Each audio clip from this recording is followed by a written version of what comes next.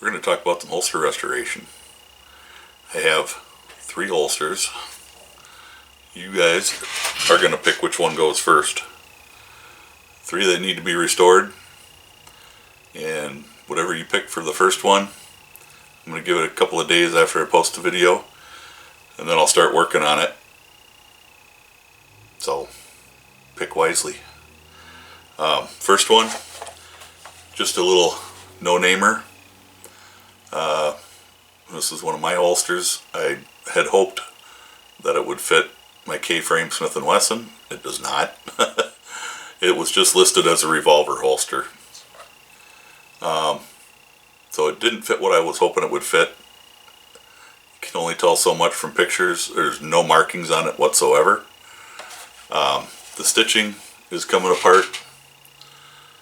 So that's the problem with it, which isn't a big deal. I can fix the stitching. Since I'm going to have to take all the stitching out, it's not a big deal. I'm going to pop, there is one rivet here. So I'm going to pop that rivet out and I'll lay it out flat and trace the pattern of it. And I'll have that, which is always nice to have an extra pattern. The belt loop on it is just riveted on, and it's a really kind of a crappy little tiny belt loop. So I'll put a bigger belt loop on it. Unless there's some kind of marking inside that tells me that it's some kind of fancy holster. I kind of doubt there is. But that's the first one. Second one is a US marked 1911 holster.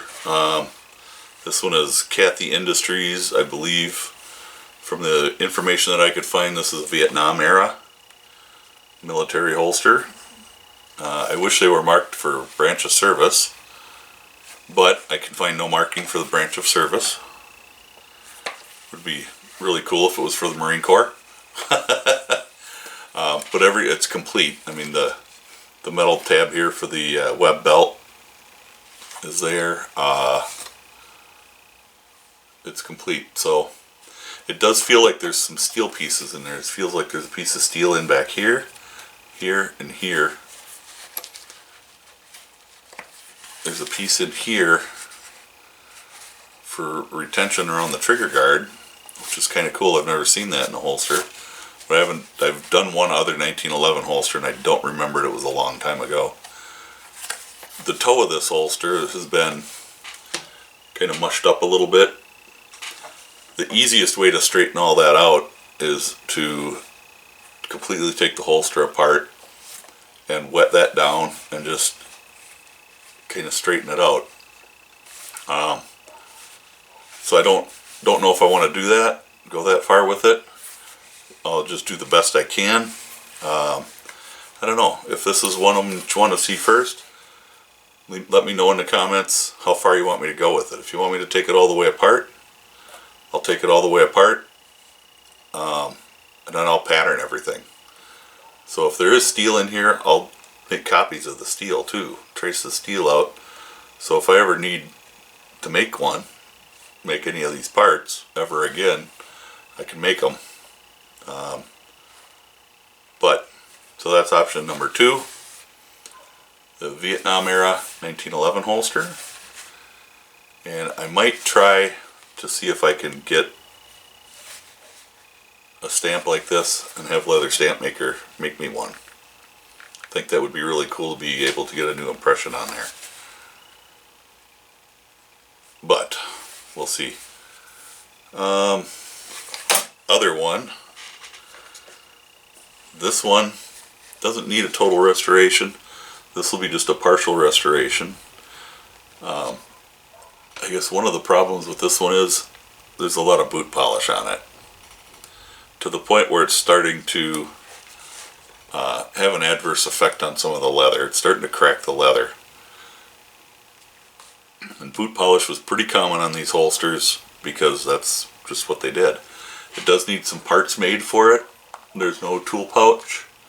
This holster also had a cleaning rod that went in it, so there was an extra flap right here that also used the same button stud as the tool pouch, and that needs to be made as well. So those pieces I have to make. There was a cylinder here. My customer didn't want to go and mess with the stitching on the flap here, and he didn't want to replace this strap. It's in pretty rough shape. It's got some cracking in it. I tried to urge him into replacing it because it's pretty rough. But I see where he's coming from. I know exactly where he's coming from, and I can agree with it. It's good to keep as much of the original stitching intact as you can. So I agree with him in that respect. We're replacing missing pieces and trying to clean it up. Get this, comes off on your fingers even. The polish that's on it is starting to flake off, so we need to get it off of there. So we're going to go through that cleaning and restoring the finish.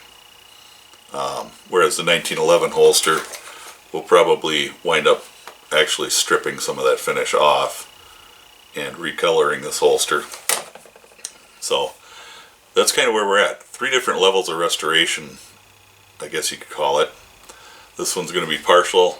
The 1911 holster is going to be pretty much a full-on restoration, and the little brown holster is going to be a resto mod. So there you go. 3 little different levels. I'm going to do all 3 of them regardless. I'm just going to let you guys pick which one goes first. So on this one, my customer is allowing me to use a moniker. So this holster belongs to Beehive is what he wants to be called. So that's whose holster this is. It's going to get done.